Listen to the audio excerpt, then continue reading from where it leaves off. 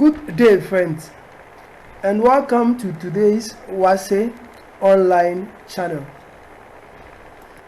I'm Philip, your instructor. But before we start our lesson for today, I need you to subscribe for our channel if you've not already done that. We need your subscription for the survival of this program. To do this, just go below this video and tap the subscribe button. Thank you so much for doing this for us. Now let's look at our activity for today.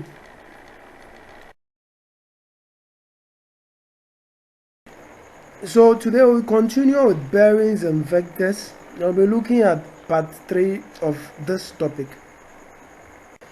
And this part would first introduce vectors, then we would learn to represent vectors. Great, let's start now. Introduction to vectors.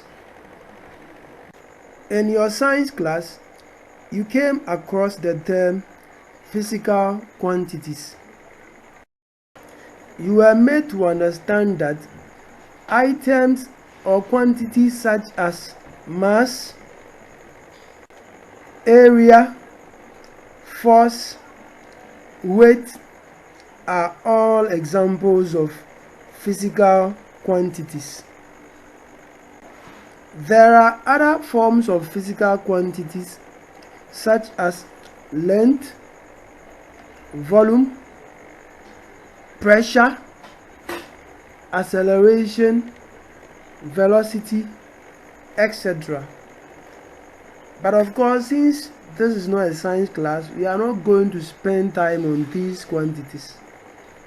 When we look at them in science, we'll be looking at the details of all of them. Now, what we need to note is that some of these physical quantities have magnitude. Others have both magnitude and direction. For example, the quantities mass and area have magnitude only, while the quantities force and weight have both magnitude and direction.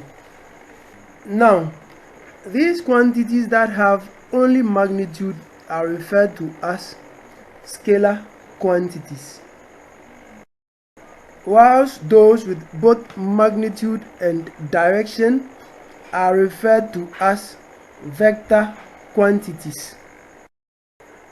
It is very important for us to also note that vector quantities are also called vectors.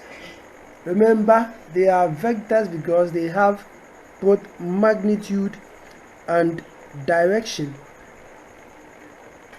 Now let's look at what the term magnitude and direction means in our next slide. Let's take the line segment AB and let's take the ray CD. Now let's assume that the line segment AB and the ray CD have the same length, which is 5 centimeters. Now, the magnitude of a quantity is its size. So in this case, the magnitude of the line segment AB and the ray CD will be 5 centimeters. So they all have magnitude of 5 centimeters. Okay, but what do you think is the difference between these two items, the line segment AB and the ray CD? Well, the difference between them is so clear. The line segment AB does not seem to have any direction, but the ray CD seems to have direction, and the ray CD direction is towards the right. So the line segment AB has no direction, whilst the ray CD has direction, and its direction is to the right. So which of these two is a scalar and which of them is a vector? Clearly, the line segment AB is a scalar, and the reason is simple. It has only magnitude, which is 5 centimeters. On the other hand, the ray CD is a vector. The reason is it has both magnitude and direction. Its magnitude is 5 centimeters and its direction is to the right. At this point, we know what vectors are, or what vector quantities are. So we are just going to narrow down onto vectors or vector quantities. We'll be looking at how to write vectors. Now let's pay attention to this ray diagram. We have already established that this ray diagram is a vector. The reason is that it has direction, and obviously it has size, so it also has magnitude, so that's why it's a vector. Now, when we observe this ray diagram carefully, you'd realize that there is a movement from the point C to the point D. So that's the movement from the point C to the point D. So to write down the name of this vector, what you do is this: you write the letter from which the vector is moving from, then afterwards you write the letter to which this vector is going to. In this case, we are moving from the letter C and we are going to the letter D. So we would first write CD. Afterwards, you would draw an arrow sign on top of CD as shown on the screen. So for vector CD, we use the diagram on top to represent it if we are to do a diagram or picture representation.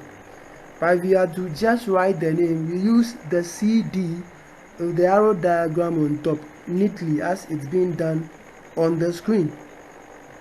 Let's look at another vector, vector HM. In terms of diagram, would represent it this way, and in terms of just its name, would represent it this way. Still under vector representation, let's look at two main vector notations. So first we have the column or component representation, then we have the magnitude bearing representation. So first we'll look at how to represent vectors using the column format. In this notation, vectors are represented in this form. So you have the vector AB equals to x, y. Now, as you can see, this vector has two main components. One, it has the x component, which is on top of the bracket, and it also has the y component, which is at the bottom of the bracket. Remember, we do not have a dashed line in between them as it appears in fractions. Here this is not a fraction, so it's just the x component at the top and the y component below the bracket. Now, when we were looking at how to plot points on graphs, one of the things we realized was that points have x components and they also have y components, or what you call x coordinates and y coordinates. So if points have x and y components, and as a result of that we can plot them on a graph, what it means is that vectors can also be plotted on a graph because they also have x and y components. Before we plot vectors on a graph, let's remind ourselves of the Cartesian plane, or what we usually call the x and y plane.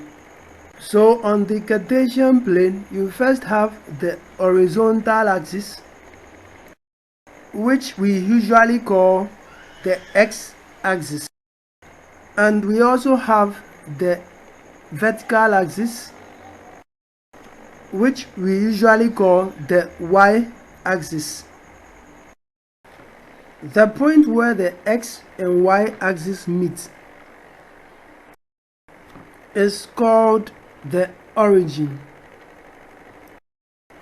The origin is represented by the vector 0, 0.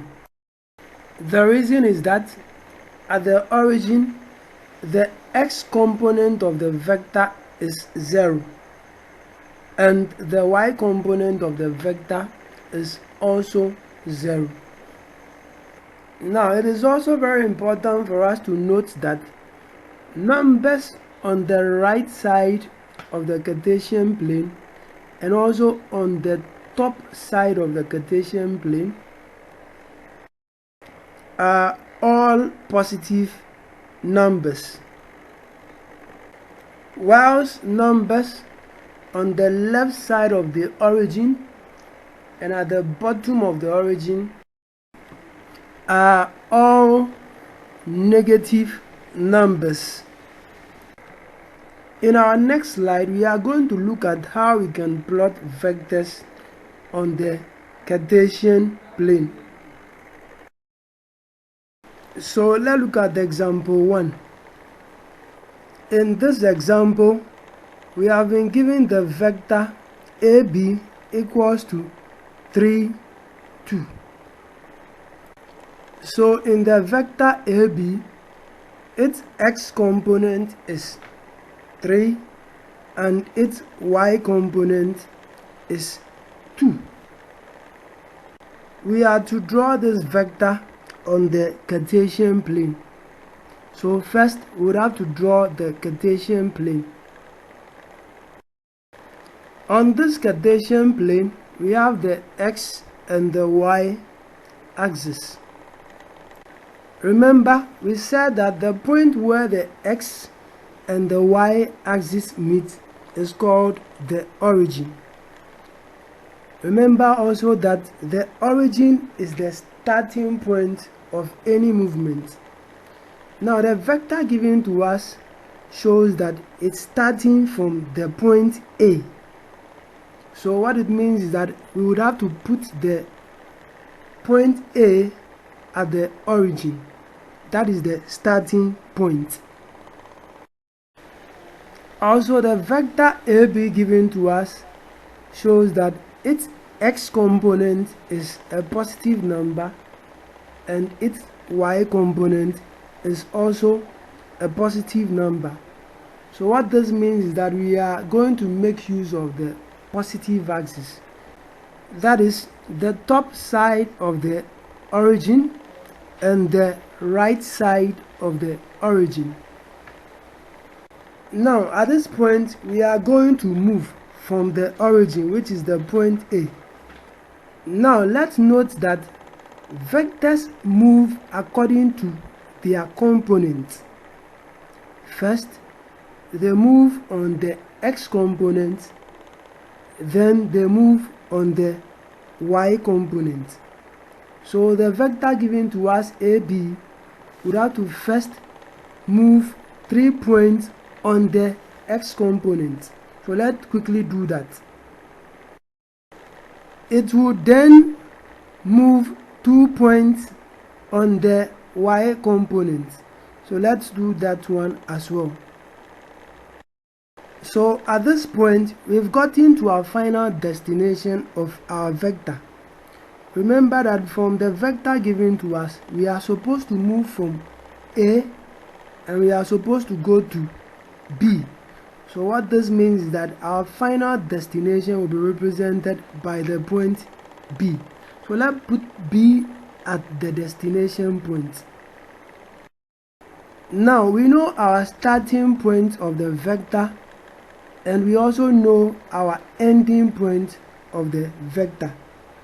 All we need to do is to use a ray diagram to connect or to join the 2 points, the starting point and the ending point. So let's quickly do that. So we have been able to use a diagram to represent the vector given to us, which is vector AB equals to 3, 2. Let's look at another example. In example 2, we have been given the vector CD, which is equals to -6, -4. In this case, the x component of our vector is -6. And the y component of our vector is -4. First, we'll be drawing our Cartesian plane. Now, the origin or the beginning point of this vector is the point C. As you can see, it is C that is starting the vector. So the origin is C. Therefore, we'll put the point C at the origin. In this vector, it looks like our x component is a negative number, so we'll be using the negative x-axis. So let's label that axis quickly. The y component is also negative, so what it means is that we'll need the negative y-axis. So let's label that one as well. It's now time for us to move from the origin, which is the beginning point, to our final destination. Our origin is the center, represented by the point C. So remember that we will move from the point C, but remember also that we will move first on the x component. So we are going to move 6 points on the x component towards the negative side. So let's quickly do that. We would also move 4 points on the y-axis, but also on the negative side, so downwards 4 points. Let's quickly move. We have finally gotten to our final destination. Our final destination is the point D, so we have to put the point D at that destination. At this point, all we need to do is to join the 2 points, the origin or the starting point, to the final point, the final destination. So we are going to connect the point C to the point D using a ray diagram. Note that the ray diagram has an arrow inside it, which shows that there is a movement from C to D. As simple as that. So at this moment, we know what it means by representing vectors using column format. Also, when vectors are given to us in column format, we should be able to use diagrams to represent them. In our next slide, we are going to look at how we can use magnitude bearing format to represent vectors. Now let's represent vectors using magnitude bearing format. So far, we've heard of the word magnitude. We've also heard of the word bearing. Magnitude, we know, is the size of an object. and bearing refers to direction in terms of angles. In this topic, when we talk about magnitude or size, we mean length. For example, 2 centimeters, 2 millimeters, 2 kilometers, etc. So we mean the length. When vectors are written or represented in magnitude bearing format, we write them in this way. So we have vector AB equals to bracket r comma theta bracket closed, where r is the magnitude or the size of the vector. In this case, it will be the length of the vector, and theta is the bearing of the vector. Now, I believe you have not forgotten about bearing, that when we are reading angles or directions using bearing, we always start from the North Pole and we move clockwise. You need to remember this because we are going to need that idea under this topic. So let's quickly look at this. Now, for any vector given to us in magnitude bearing format, we should be able to use a diagram to represent it, and that is what we are going to look at this point. To be able to do this, we would first need to draw our Cartesian plane. Next, the starting point of our vector is the point A, that is the origin. So we have to show the origin or the point A at the origin. Next, we know the bearing of this vector is theta. So what it means is that we would have to read from the North Pole theta degrees in a clockwise direction. So let's quickly do that. We have now been able to get the direction of our vector, that is theta degree. Now we would draw an arrow diagram or a ray diagram to show the movement of the vector from the point A to the point B. The destination point, the point B, would have to be shown. That is where we are going to, so we have to show it. Finally, we would need to show the magnitude or the size or the length of the vector on the ray diagram. In this case, the length of the vector is r, so we would have to show it on the ray diagram. Let's quickly do that. So the diagram we've just drawn is telling us that we have a vector AB which has magnitude of r or size of r or length of r, and it has direction of theta degrees. Remember, theta or that angle is bearing. Bearings are directions in terms of angles. So let's remember that. Let's use two examples to illustrate what we have just done.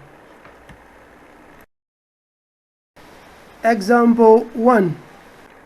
We have been given the vector EF equals to magnitude of 4 meters and bearing of 30 degrees. And we are required to use a diagram to illustrate this vector.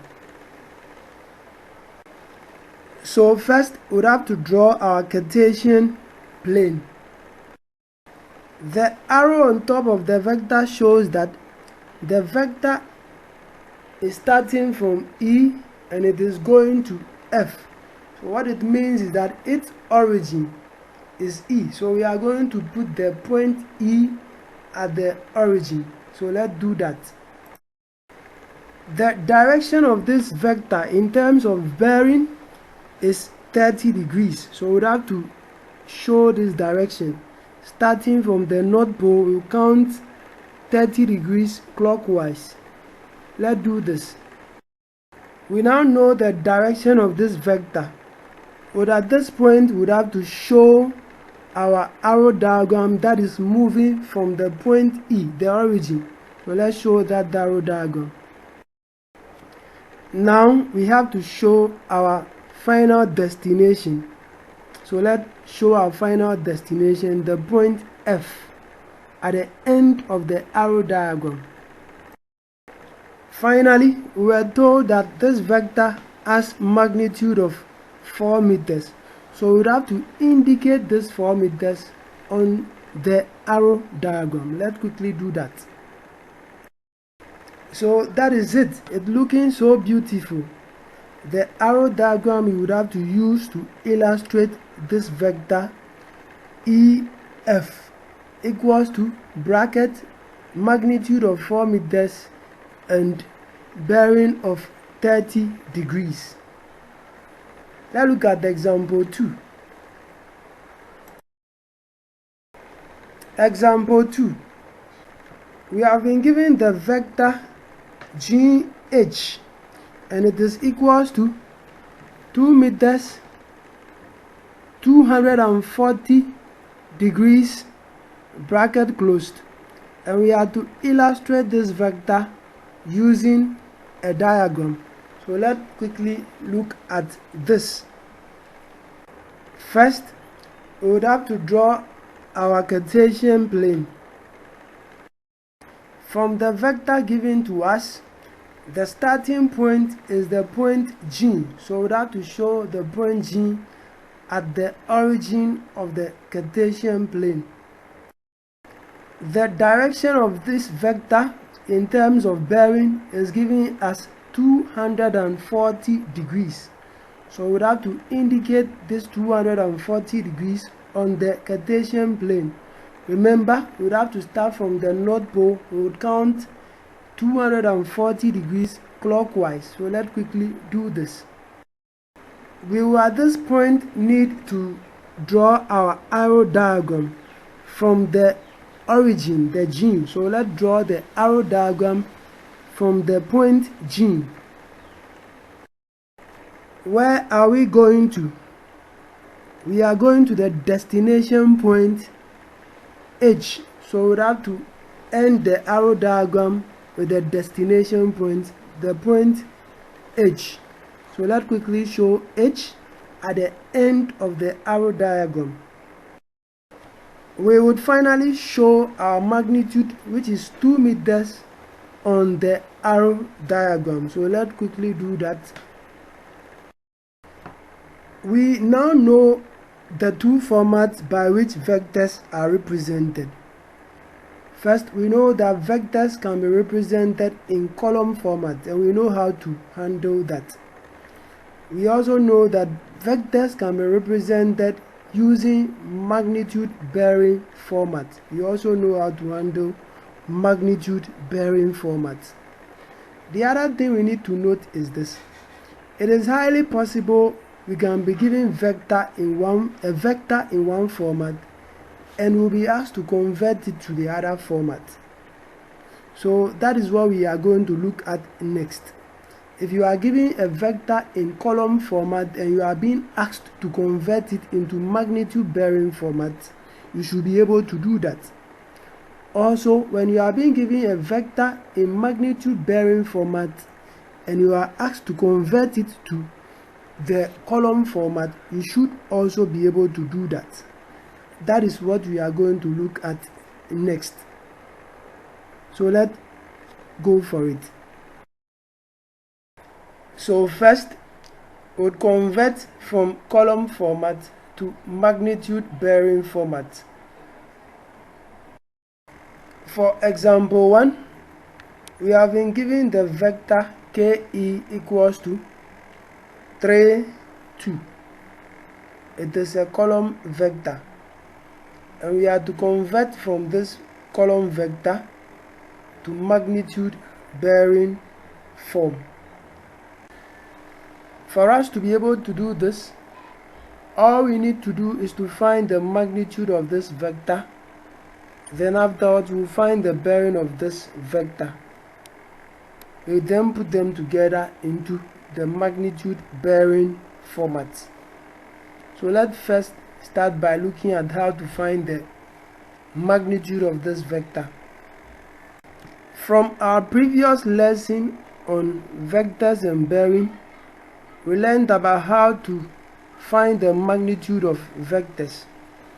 And if we have to recap this, what we learned was that if you have the vector xy, then its magnitude would have to be given by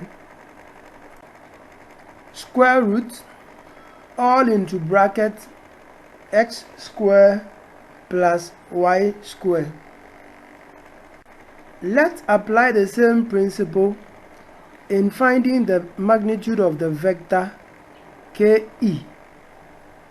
So if the vector ke is equals to 3, 2, and we have to apply the same principle in finding its magnitude, what it means is that the magnitude of ke will be equals to square root all into bracket 3 square plus 2 square bracket closed. When we solve for this, it will give us square root of 13. So the magnitude of the vector ke is square root of 13. Now let's find the bearing of this vector. To be able to find the bearing of this vector, it is very important we are able to first draw a diagram to represent this vector. We have been able to do this in our previous lesson, so let's quickly apply that concept here. We are first going to draw this vector on the Cartesian plane. Let's do that quickly. So first we'll draw our Cartesian plane showing our x and y axis. And here on this Cartesian plane, you realize that we've already shown our numbering. The numbers will be plotting on the plane. We have shown them, so we'll just plot them quickly. So let's do that. First, we have to remember that our starting point is the point K. So we would have to put it at the origin. So let's put the point K at the origin. We will move from the origin first on the x-axis, then on the y-axis. Our x-axis has the coordinate 3. So what it means is that we would have to move 3 points on the x-axis. Our y component has 2. So what it means is that we have to move 2 points on the y-axis. So let's quickly do that. Our destination point is the point E, so we have to show the point E at our destination. Now we have to use an arrow diagram to connect the point of origin to the point of destination. We have to connect the K and the E together using an arrow diagram, which is our vector KE. So at this point, we've been able to use a diagram to represent this vector. The question is, how do we find the bearing of this vector? I believe remember that for us to find the bearing of any point or any vector, we always start from the North Pole and we count clockwise. So that's exactly what we are going to do. We are going to count from the North Pole clockwise to the vector. So let's quickly do that. So this angle theta will be our bearing for the vector KE, and we have to look for its value. to be able to find the value of this theta, let's apply a few rules in trigonometry. Basically, we are going to apply the triangular rules, the right angle triangle rules. So let's draw a triangle to fit into that shape over there. So let's quickly do that. We have now been able to draw a triangle, specifically a right angle triangle, to fit into that angle. Now, how do we use this to find the value of the theta? I believe you remember the rules of trigonometry. So first, we need to remember what the adjacent part of this triangle is, maybe where the opposite part of this triangle is, and in doing this we make reference to the angle. So the adjacent part of this angle is this side. Let me show you quickly. So that is it, and its value is 2 units. The question is, how did we get the 2 units? Well, it's the base of the triangle, the yellow triangle, in relation to the theta, the angle theta. So if you are to measure the base of the triangle in relation to the theta, you realize that the length of the base is 2, as shown on the graph, is 2 units. So that's why its length is 2 units. Okay, so what about the opposite side of the triangle, or the right angle triangle? It is the side that is opposite to the angle theta. So let's quickly recognize that side. So that is the side that represents the opposite of this right angle triangle, and its value is 3 units. Now we are to find the value of the theta of this yellow triangle. We know the adjacent side of this triangle is 2 units, and we also know its opposite side to be 3 units. Which trigonometry rule do we have to use to find the value of the theta? Well, we have to use tan theta to do this. Tan theta is equals to opposite over adjacent. In the yellow triangle, our opposite is 3 units and our adjacent is 2 units. So our tan theta will be equals to 3 over 2. Our theta is therefore equals to tan inverse into bracket 3 over 2, bracket closed. When we punch tan inverse into bracket 3 over 2, bracket closed, on the calculator, we will get 56.30993247. But of course we can't write all of that, so we have to shorten it to the nearest whole number. That will give us 56.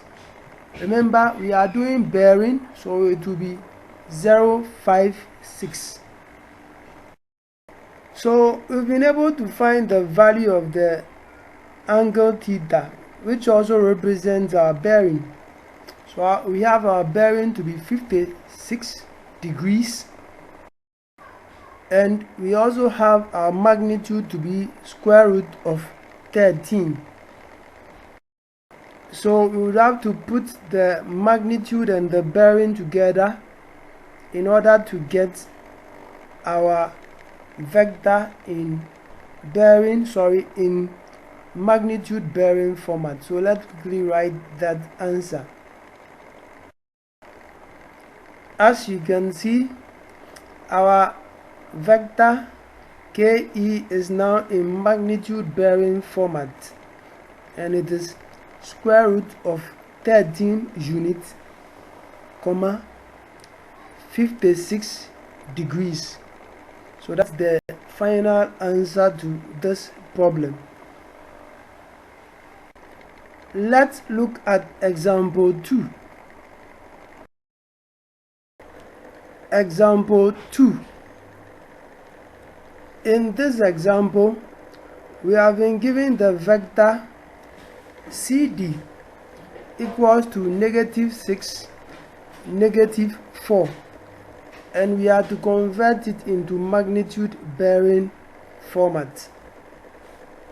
So first we would have to find the magnitude of the vector CD, and the magnitude of the vector CD is given by square root all into bracket, then we have the whole of the -6 squared. Remember, the x component is -6, so don't just square the 6, square the whole of the -6, then plus the whole of the -4 squared, bracket closed. When you do this, or you solve this with your calculator, you will get square root of 52. We can rewrite this set square root of 52 in its simplest form, which is 2 square root of 13. So let's write that. That's the simplest form of the square root of the 52. So we now know the magnitude of our vector CD. It's 2 square root of 13. At this point, we would have to determine the bearing of the vector CD. So it's very important we draw this vector CD. To be able to do this, we would have to start by drawing our Cartesian plane. This vector starts from the point C, so we would have to show the point C at the origin of the Cartesian plane. First, we would have to move 6 points on the x-axis. But remember that we are moving in the negative direction, so we have to move 6 points to the left side of the x-axis. So let's quickly move. We would then have to move 4 points on the y-axis, and because the number is -4, we would have to move 4 points downwards. At this moment, we would have to show our destination point, which is the point D at the end of our journey. We would then join our arrow diagram to connect our origin to our destination. So we connect the point C and the point D by the arrow diagram to show the vector CD. We have been successfully able to draw a diagram to represent this vector. But then how do we find the bearing of this vector?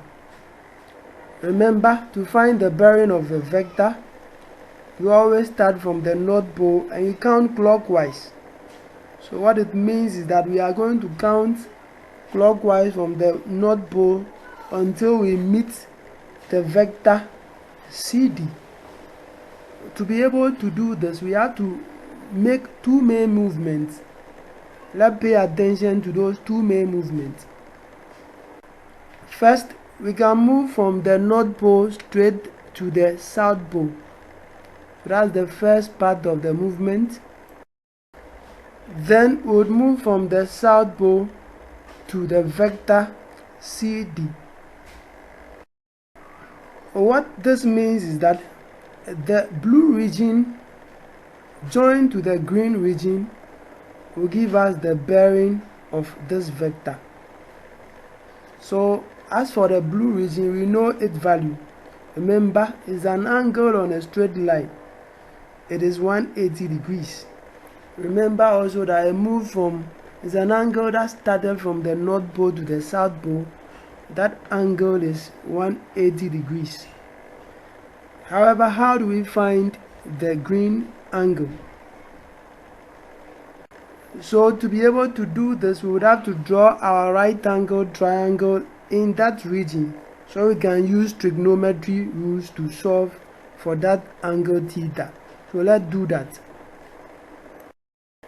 So we now have a right angle triangle with an angle inside it called the angle theta, where are the adjacent side and the opposite side. Remember, the adjacent side is the base of the right angle triangle in relation to the angle theta. So first, let's determine the adjacent side of this right angle triangle. So that is the adjacent side of the right angled triangle, and its measurement is 4 units. It is equals to the base of the triangle. The base of the triangle in relation to the theta is 4, so it is also 4 units. So that's the value of the adjacent, it's 4. Now the opposite of the triangle, remember it is the side of the triangle that is opposite to the angle theta. So let's show it. So that is the opposite of the triangle, the right angle triangle, and its value is 6 units.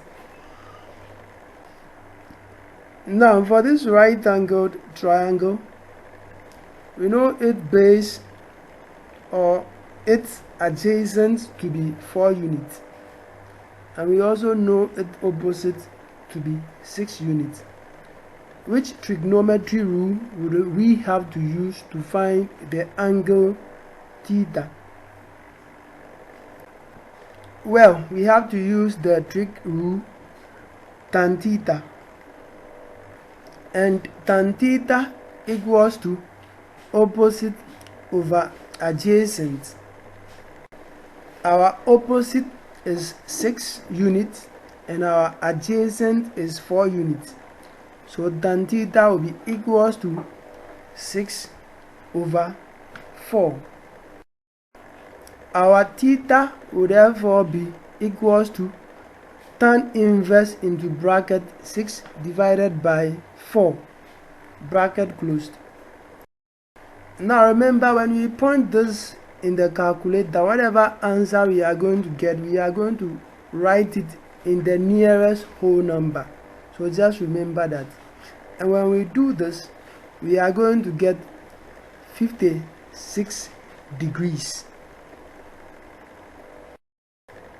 Also remember that our 56 degrees is written as 056 degrees because we are still dealing in 3-figure bearings.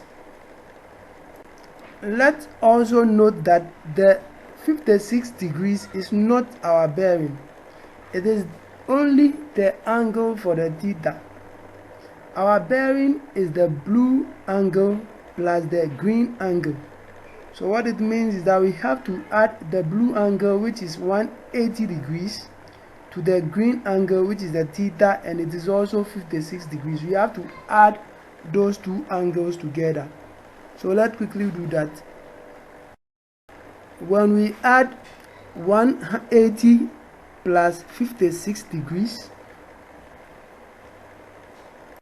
we would get 236 degrees. So our bearing is 236 degrees. We also found our magnitude to be 2 square root 13.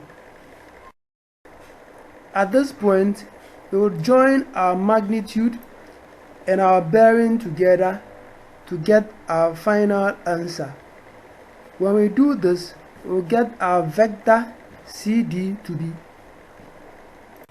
equals to, into bracket, 2 square root 13 unit, which is the magnitude, comma, 236 degrees, which is the bearing. So that's the final answer for magnitude bearing format after our conversion. Let's look at example 3. Example 3. In this example, we have been given the column vector KE equals to -3, 4, and we are to convert it to magnitude bearing form. Let's do this. First, we'll find the magnitude of the vector KE equals to -3, 4. This will be given by magnitude of KE equals to square root of all into bracket -3 everything squared plus the 4 squared, bracket closed. That would give us square root of 25, which is the same as 5. So the magnitude of our vector KE is 5. Let's move on to its direction or its bearing. We would first draw this vector. So we'll start by drawing the Cartesian plane. Our point K is the beginning point of the vector, so we'll show it at the origin. Our x coordinate is -3, so we'll now move 3 points to the left side of the origin. Our y component is +4, so we would move 4 points at the top of the origin. Our destination point is the point E, so we would have to show the point E at the destination. We would now use our arrow diagram to connect the point of origin, which is the K, to our destination point, which is the point E, to form the vector KE. Now we've been able to successfully use a diagram to represent this vector. So we would go ahead and find the bearing of this vector. Our bearing is the angle from the North Pole clockwise direction to the vector KE. For us to be able to do this, we can do it in 2 badges. So first, we move from the North Pole to the West Pole. Then afterwards, we move from the West Pole to the vector KE. So this blue region would represent the first movement, which is from the North Pole to the West Pole, and its value, I believe we know, is 270 degrees. Let's take the next movement. This green angle joins the West Pole to the vector KE. So that's the next movement. What this means is that to find the bearing of the vector KE, we would have to add the angle of the region shaded blue, which we know to be 270 degrees, to the angle of the region shaded green that we do not know. We are yet to look for that angle. To find that angle, let's draw our right angle triangle in that region. Then we can use trigonometry rules to come out with the value of that angle theta. So quickly, we would have to determine the adjacent side of this yellow triangle. Then afterwards, we will determine its opposite side. Remember, we do this in relation to the angle theta. So let's first look for the adjacent side. It is the base of the triangle in relation to the angle theta. So let's look for that side. So this is the adjacent side of our right angle triangle. As you can see, it's the base of the right angle triangle in relation to the theta, and its value is 3 units. So let's write that. Okay, we have that already. We would now determine the opposite side of this right angle triangle. Remember, the opposite side of this right angle triangle is also opposite to the angle theta. So that's the right angle triangle's opposite side. As you can see, it is facing the angle theta. Its value is also 4 units. That's the height of the right angled triangle. So we have a right angled triangle with the opposite side to be 4 units and the adjacent side to be 3 units, and we are supposed to use any of the trigonometry rules to determine the value of the angle theta. Which of them do we use? It's obvious we have to use the tangent rule, which states that tan theta equals to opposite over adjacent. Our opposite is equals to 4 units and our adjacent is equals to 3 units. So tan theta will be equals to 4 divided by 3. Our theta will therefore be equals to tan inverse into bracket 4 divided by 3, bracket closed. When you compute this using your calculator to the nearest whole number, you would get 53 degrees. But remember that this 53 degrees is just the value of theta, the green region. It is not our bearing. To determine our bearing, we would have to add the blue region plus the green region, which is 53 degrees. The blue region is 270 degrees. So to get our bearing, it will be 270 degrees plus 53 degrees. That would give us 323 degrees. So our bearing is 323 degrees and our magnitude is 5 units. So all we need to do is to join the magnitude and the bearing together to get our final answer. When we do that, we would get our vector KE to be equals to bracket 5 units, comma 323 degrees, bracket closed. So that is the final answer.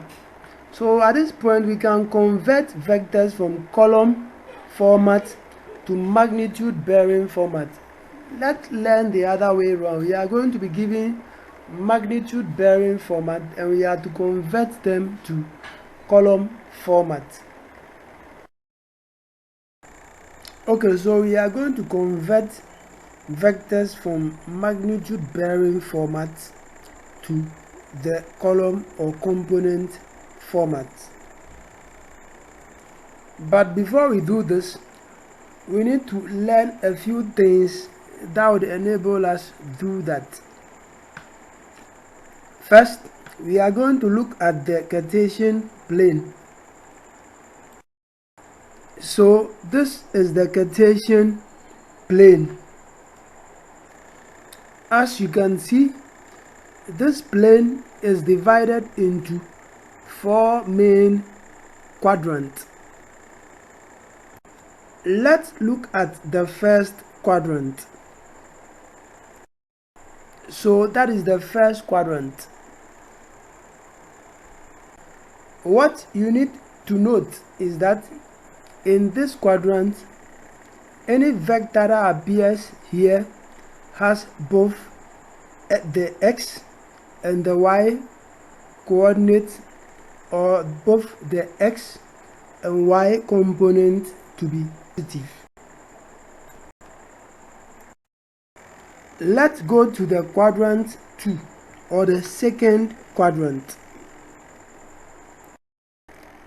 In the second quadrant, the x component of a vector is always positive, and the y component of the vector is always negative.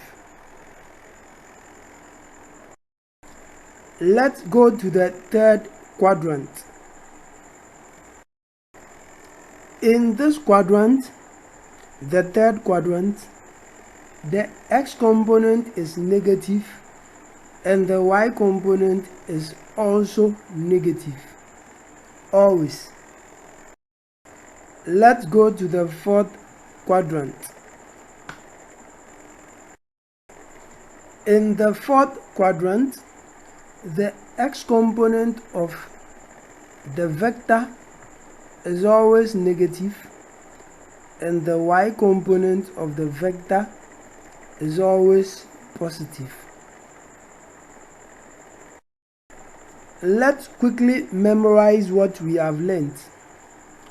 So in the first quadrant, the x component of a vector will be positive and the y component would also be positive. In the second quadrant, the x component of the vector will be positive and the y component will be negative. In the third quadrant, the x component of the vector would be negative and the y component of that vector would also be negative. Then in the fourth quadrant, the x component of the vector will be negative and the y component will be positive. Please, I'll need you to put these into your heads. You will need it in our next item.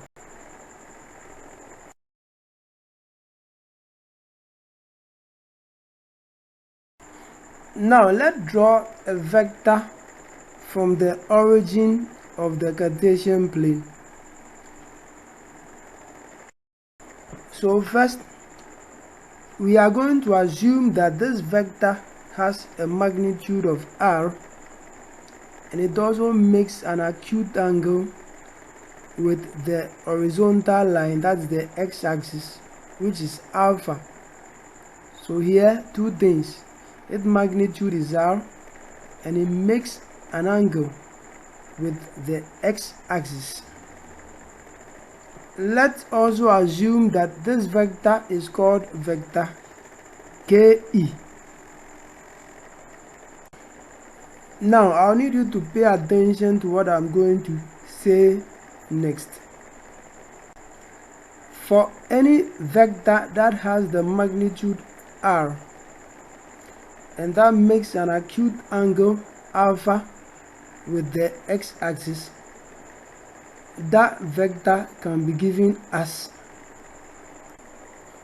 r cos alpha, that's the x component, r sin alpha, that is the y component. Now here, remember, we assume that the vector is called vector ke. That was the assumption we made, so we are going to name this as vector ke. Now the other thing you realize about this vector is this: its x component is positive and its y component is also positive. Remember what we said about the first quadrant, that always its x component will be positive and its y component will be positive. For a vector that has a magnitude of r and has an acute angle or makes an acute angle with the x-axis, we can get the column form of that vector using this formula. We just have to get the x-axis number, just multiply the magnitude of the vector by cos alpha, that's the angle that vector makes with the x-axis. When you are done, just again multiply the magnitude of that same vector by the sign of the angle the vector makes with the x-axis. Remember, the components are all positive components. We are going to apply a similar thing, the same thing to the other quadrant. Let's go to the second quadrant. We are drawing another vector KE, but this time around in the second quadrant. So as you can see, this new vector KE in the second quadrant has magnitude of r and also makes an acute angle alpha with the x-axis. Now we are going to apply the same rule here. The formula we used for the first quadrant wouldn't change. The only thing that will change is the negative and positive sign. Remember, in the second quadrant, it is only the y-axis or the y component that is negative. So what it means is that the vector in the second quadrant will be given as r cos alpha for the x component and negative r sin alpha for the y component. Now the trick is this: when you compare the vector in quadrant 1 to the vector in quadrant 2, you realize that all of them have the x component to be r cos alpha, and all of them have the r component to be r sin alpha. So those will not change for any of the quadrants, but it is the sign that will change. In the first quadrant, the x component is positive, the y component is positive. So you realize that in the first quadrant we have positive r cos alpha and positive r sin alpha. Now in the second quadrant, we have the x component to be positive and the y component to be negative. So that's why we have the r cos alpha and negative r sin alpha. Now if we have been able to follow what we have done carefully, it will be easier for us to even predict what would happen in the third and in the fourth quadrant. So let's try that. In the third quadrant, vector KE would be equals to negative r cos alpha, negative r sin alpha. Remember, as for the r cos alpha and the r sin alpha, their positions will not change. They will remain the same throughout all of the quadrants. It is the sign that will change. In the third quadrant, the x component is negative and the y component is also negative. So that is why you see those negatives. Let's go to the fourth quadrant. Let's remember that in the fourth quadrant, the x is negative and the y is positive. So the answer is obvious. It will be negative r cos alpha, then positive r sin alpha. Now I'll need you to remember this, that the angle used, the alpha, is always the angle that a vector makes with the x-axis. If you are not given this angle, you would have to find it and use it. And the following examples you are going to look at in the next slide will make it easier for us to understand this. So let's look at about 4 examples, and these examples will help us to even understand this better. Example 1. Convert vector GH equals to bracket 10 unit comma 60 degrees bracket close to column or component form. So we have been given a vector in magnitude bearing format and we are to convert it to component format. First we would have to draw this vector, so let's do that. We have first drawn our Cartesian plane. The vector starts from G, so we'll put the point G at the origin. The bearing of this vector is 60 degrees, so we would have to measure 60 degrees from the North Pole in clockwise direction. Let's now draw the arrow diagram from the point G.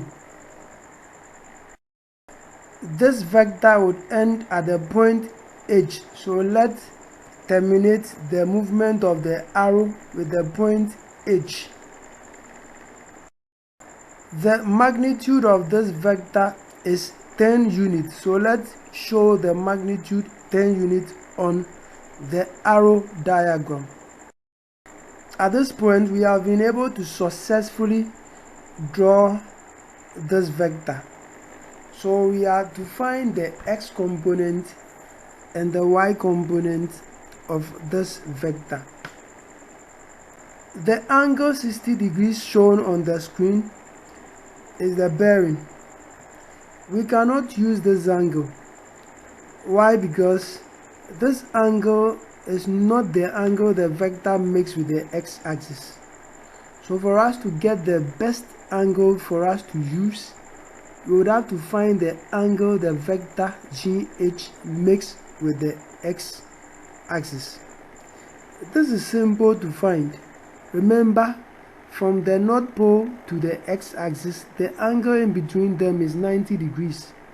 So if the angle between the vector and the North Pole is 60 degrees, then how do we find the angle the vector makes with the x-axis? So the angle we are going to look for will be named as alpha. As you can see from the screen, alpha plus 60 degrees should give us 90 degrees.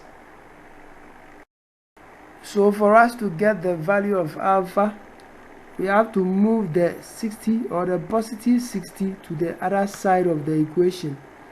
So that will give us alpha equals to 90 degrees minus 60 degrees. So our alpha is equals to 30 degrees. As we can see from the screen, this vector GH is in the first quadrant. So what do you think will be the formula we can use to find its column vector? Do remember that? Remember, in the first quadrant, the x component is positive and the y component is also positive. As for the r cos alpha and the r sin alpha, their positions do not change, so we'll just state that. So that is the formula we would use to find the column vector of the vector GH. R cos alpha, R sin alpha, where R is the magnitude of the vector and alpha is the angle the vector makes with the x-axis. The R in this case is 10 and the alpha in this case is 30. So all we will do is to substitute the 10 and the 30 into this formula. So you will now get 10 cos 30 and 10 sin 30. At this point, we would use our calculator to calculate 10 cos 30. Then we would write our answer down When we are done, we would calculate 10 sine 30 and we would also write our answer down. When we do this, we would get, so when we do this, vector GH will be equals to 8.66, then 5. The 8.66 is our x component and the 5 is our y component. So that's the answer for this question. Let's look at the example 2. Example 2. Convert the vector KE equals to bracket 12 units, comma 125 degrees, bracket closed, to column form. To start, we would have to first draw this vector. So let's start with our Cartesian plane. The vector starts from the point K and ends on the point E. So our point K would be our origin. The bearing of this vector is 125 degrees. So we would have to measure 125 degrees from the North Pole or the y-axis in clockwise direction. We would now have to draw our arrow diagram from the point of origin, the point K. The vector ends on the point E, so let's show the point E at the end of the arrow diagram. The magnitude of this vector is 12 units, so let's show the 12 on the arrow diagram. At this point, we have been able to successfully draw a diagram to represent the vector KE. Let's now find the value of our alpha, the angle that the vector KE makes with the x-axis. First, we would have to show the place where the alpha can be observed. So this will be the position of our alpha, the angle between the x-axis and the vector. Now let's observe something carefully from the diagram you see on the screen. First, the green angle, that is the angle 125 degrees. This angle is the angle between the y-axis and the vector KE. Now when you move from the y-axis to the x-axis, that angle is 90 degrees. What this means is that when we add this angle 90 degrees to the angle alpha, we should get the green angle, the angle 125 degrees. So that's what we are going to state first. So alpha plus 90 degrees should be equals to 125 degrees. To find alpha, we simply need to move the 90 degrees to the right side of the equation.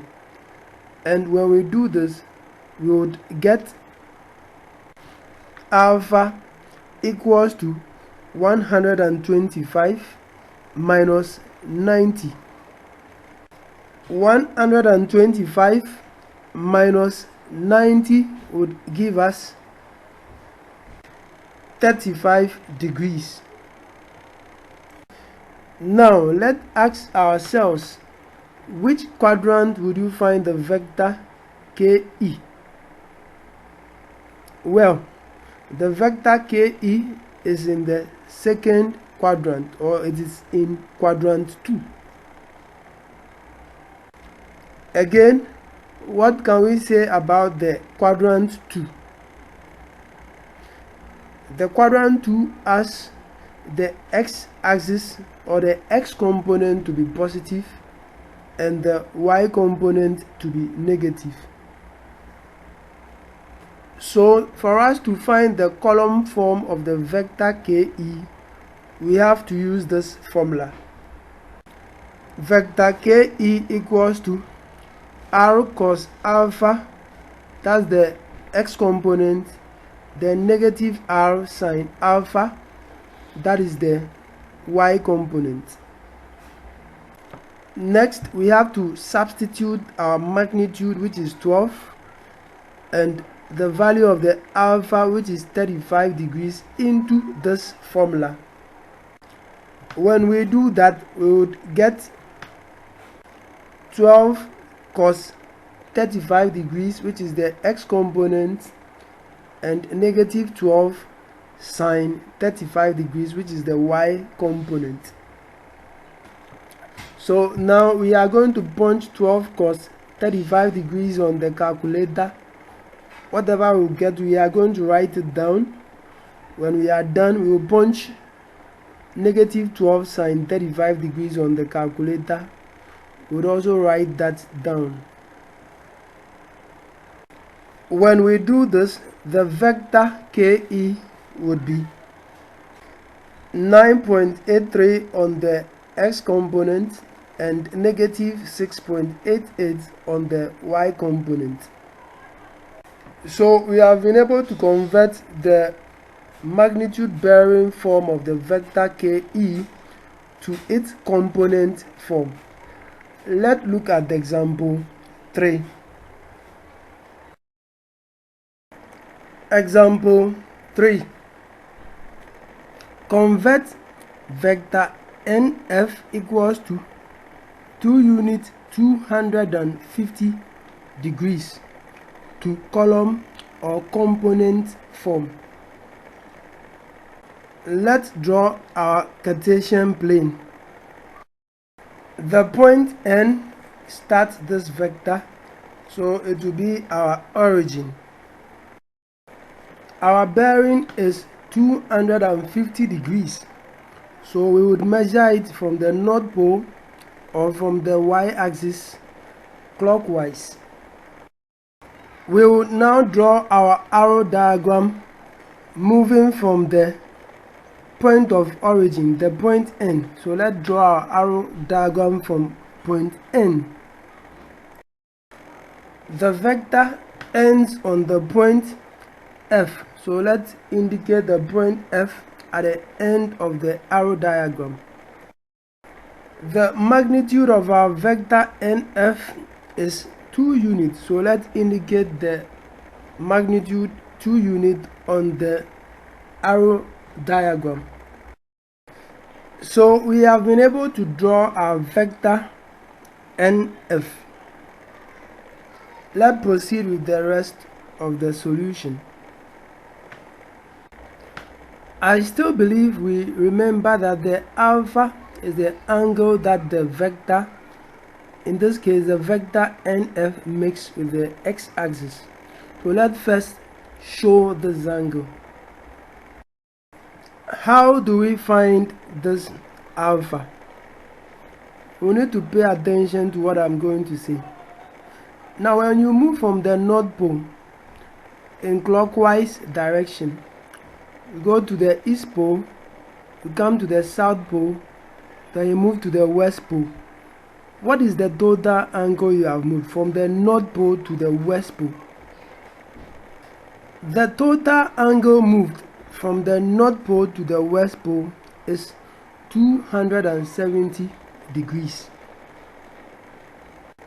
When you pay attention to the diagram carefully, you'd realize that to get this 270 degrees, you would need to add the blue region, which is the 250 degrees, to the yellow region, which is the alpha. So we can say that alpha plus 250 degrees will be equals to 270 degrees.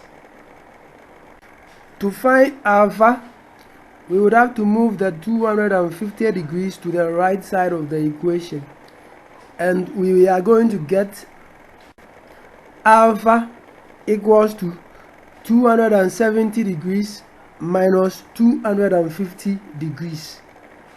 When you do this calculation, our alpha will be equals to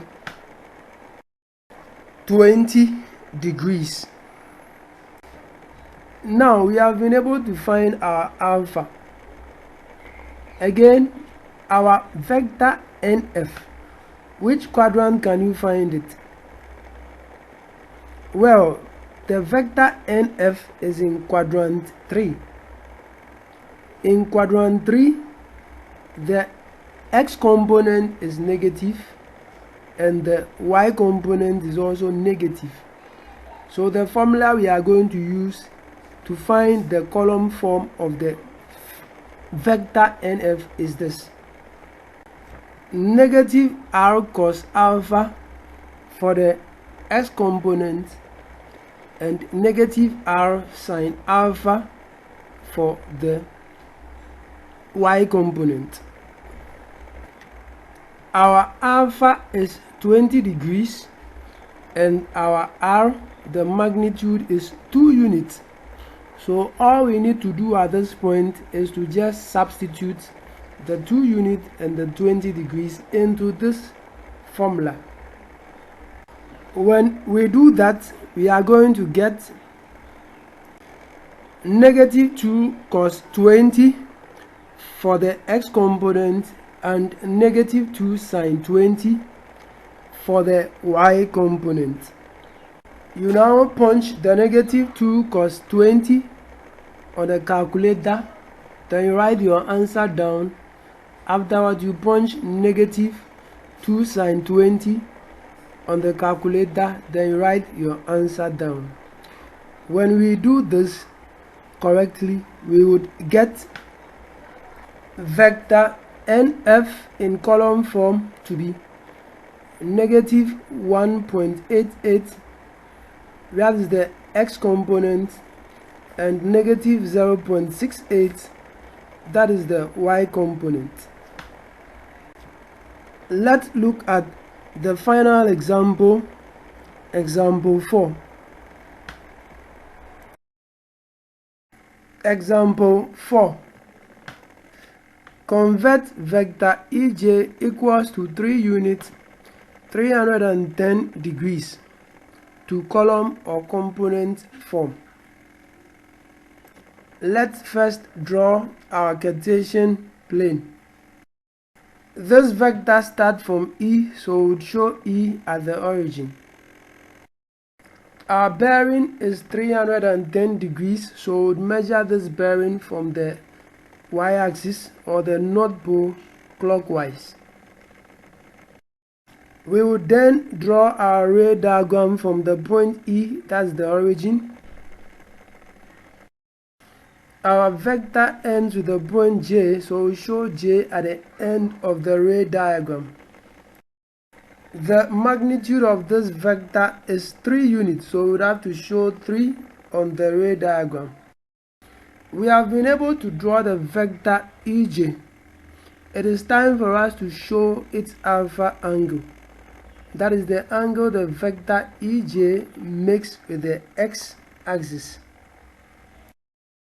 So, now how do we find the value of this angle alpha?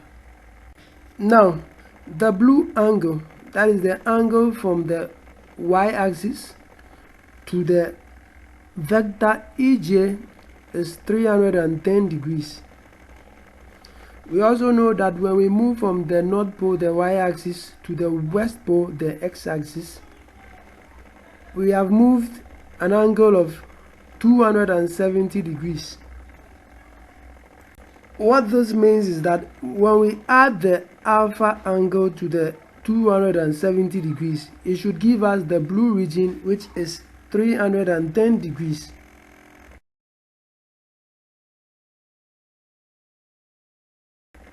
To find the alpha, we would have to move the 270 degrees to the right side of the equation. And when we do this, we would get the alpha to be equals to 310 minus 270 degrees. When we solve for this, we would get 40 degrees. So our alpha is 40 degrees. Let's come back to the vector EJ. Which quadrant can you find this vector? Well, it is in the quadrant 4. In the quadrant 4, the x component is negative and the y component is positive.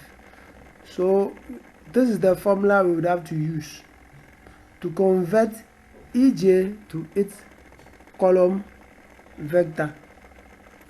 So we have negative r cos alpha for the x component and r sin alpha for the y component for this vector EJ. The magnitude given to us in the question was 3 units and the alpha we calculated was 40 degrees. So all we need to do is to substitute these two numbers into the equation. When we do that, we would get negative 3 cos 40 for the x component and 3 sin 40 for the y component. When we use our calculator to solve for this, we would get vector EJ to be equals to negative 2.3, that's for the x component, and 1.2 for the y component. As simple as that. Well friends, this brings us to the end of part 3 of bearings and vectors. You can now go to part 4 of bearings and vectors. In part 4, we would be looking at the following. 1.